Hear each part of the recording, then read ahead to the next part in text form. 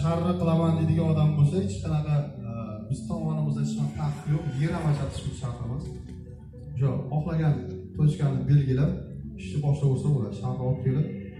Menimcha agar hozir banklar ham nima qiladi, kredit bo'yicha ham alohida takliflar bor, o'sha Asaka bank, Milliy bank yo'nalishlari bo'yicha. Hozir ular ham sekin-sekin nima qilib ta'minotlarga boradi.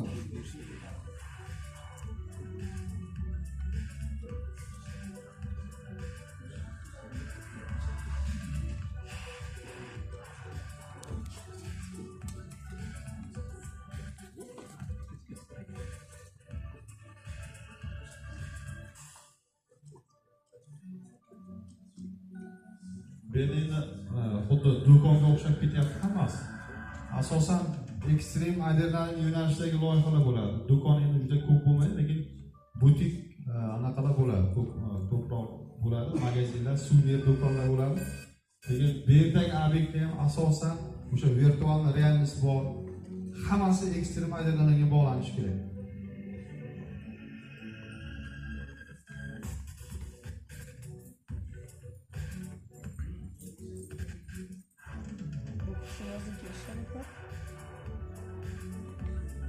Yozdan.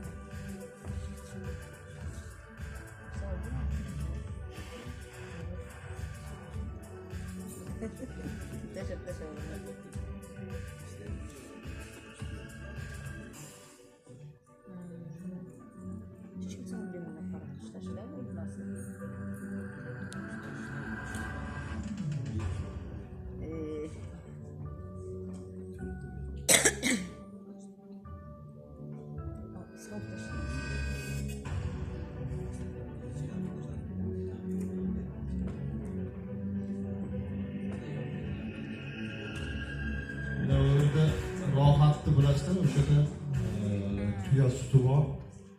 Bu etno turizm deydi. Etno turizmda ham alohida bitta katta turizmni sohasi buni mana Dubayda juda ko'p foydalanadi. O'sha eski o'zini yashash tarzini tanishtirishga harakat qiladi. O'sha bizda ham o'sha shunaqa ovullarimiz bor, o'sha cho'ponlarni, o'sha qo'ylarni to'playdigan joylari bor.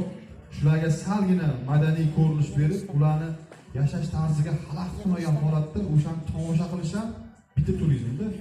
Misol uchun o'sha bitta 4ta 5ta hovlidan iborat ovulga borib, o'sha aholining haqiqiy yashash sharoiti bilan tanishib, o'sha yerda milliy qaysi taomidan yo choyidan ichib, yana ortga qaytish ham bitta turizm. Shunaqa nimadan o'sha hatto Dubay zo'r foydalanyapti. Shuncha rivojlangan davlatdan oddiy eskicha hayot tarzini ko'rsatib yo'q joydan o'sha pul ishlayapti.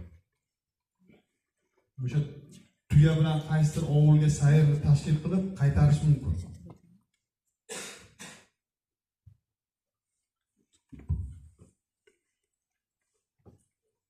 Plaj zonani bilasizlar, plaj zona ham tartibga keltiriladi.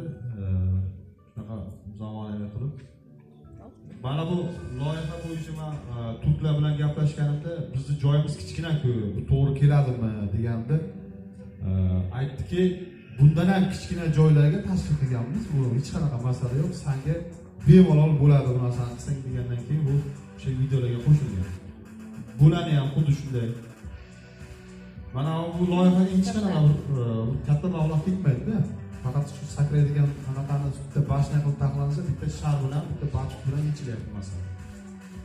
Endi bu sal xavfliroq, lekin buni pasatishni joyiga o'sha shishirilgan sharni qo'ysa bo'lar ekan, uni bu proyektda ko'rinmay qolgan. Suvdan ko'ra yumshoqroq tushish uchun pasatda.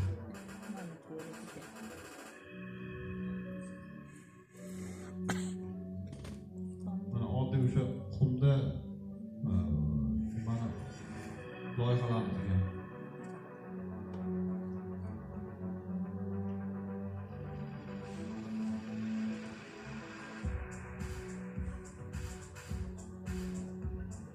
Bizda o'zimizda anaqalarga o'xshaydi, cho'lga o'xshaydi. Hech qanaqa farqi yo'q.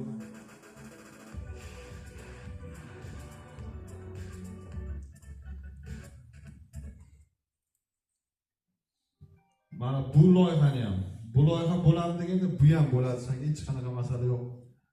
Joyingga ham, suvingga ham hammasi to'g'ri keladi dedi. agar kvadrat siklda kimdir bu demak shunaqa loyiha bor, bu ham o'sha panoramli bo'ladi, o'sha svetlar orqali shunaqa yoritish qiladi. Agar kimdir kvadrat siklda qilaman desa, biz o'sha kvadrat siklda qilaman degan odamni xohlagan joyidan ko'chma savdoga joy qo'yib beramiz. Bu juda katta narxda bo'lmaydi. Ko'chma savdo nima uchun? O'sha kvadrat siklda qo'yib garaj sifatida foydalanish va bitta servis punkt uchun joy uchun. Bu doimiy o'sha million pul, katta pul kerak emas. 5-6 milliondan agar ikkita joy bo'ladigan bo'lsa, uzoqroq 15 millionga olsa bo'ladi. Keyin anaqani kvadrat siklda o'zini nima kreditga olib kelsa bo'ladi.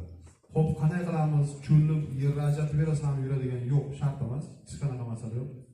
Umum foydalanuvdagi yo'ldagi gap, misol uchun mana grunt to'g'risida yo'l, boshqa yo'l, xohlagan cho'lni aylanib o'zimiz moshinamiz bilan yurganda, o'sha bitta greder bilan cho'ldan o'ziga ma'qul landshaftdan bitta yo'l qilib beriladi, tamom.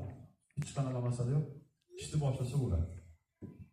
Kapsula uy bo'yicha bizning birinchi proyektimiz o'sha 20 kani kim bilsa 20 kan edi O'zbekistonda. O'sha tog'ning tepasi juda havoli, zo'r joy, o'sha shahar manzarasi ham, kechki manzara ham chiroyli ko'rinadi. O'sha qishda ham biz chiqib ko'rganimizda juda zo'r nimani beradi, o'sha shaharga kirib kelish yo'li ko'rinadi.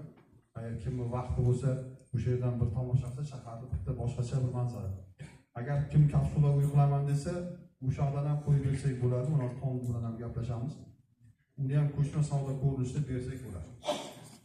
Kapsula mehmonxonani bilasizlar.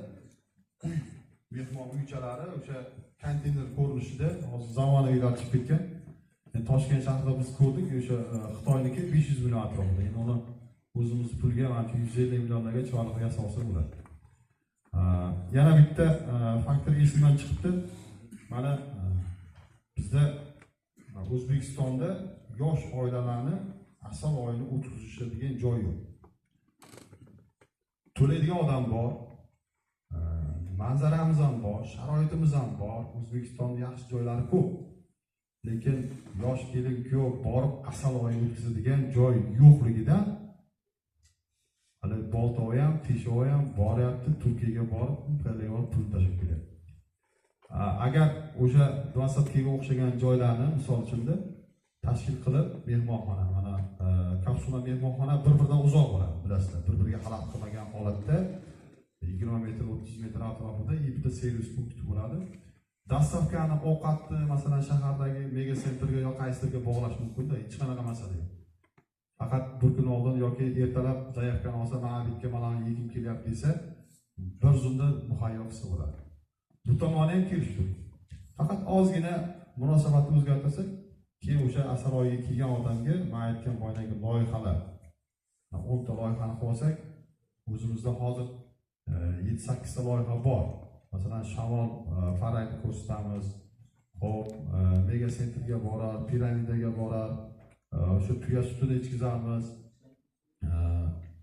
Xullas, shu loyihalarga qo'shib, boydagi loyihalarni qo'shsak, bizga kelgan o'sha asal oyini o'tkazuvchi yoshlarga biz 1 kunlik yoki 2 kunlik marshrut qilsak, keyin mana bizda marshrutimizga marhamat, sizni 4 kun mehmon qilamiz. Mana bu yerda 5 barmoq yeysiz, mana bu yerda tuyada sayr qilasiz, mana bu yerda tuya suti ichasiz, mana bu yerda selfiga rasmga tushasiz. Xuddi shu narsalarni qilsak, u nima deydi? O'zbekiston o'zini ichki potensiali, talabini hali juda qondirilmagan. Butun O'zbekistonda muammo. Hozir kecha kunduz hech kim o'ylayotgan yo'q shu haqda.